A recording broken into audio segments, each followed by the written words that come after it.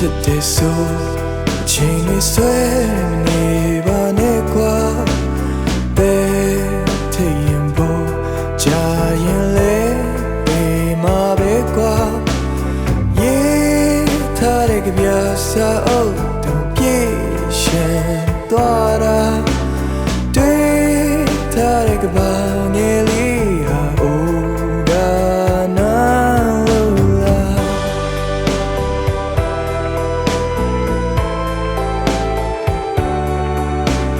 ဘယ်ခက်တဲ့ချိန်တွေတိုင်းမျိုးနေမိတာအလွန်မို့တင်ခဲ့ပေချင်းတီရွာလေးမလဲကွာပေးထားတဲ့စာတူလေးမှာတော့ပြန်ရှိပါလာရဲ့အောင်ငါလေးဆွေး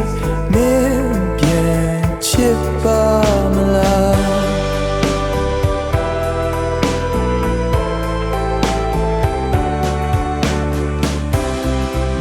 မိုက်တဲ့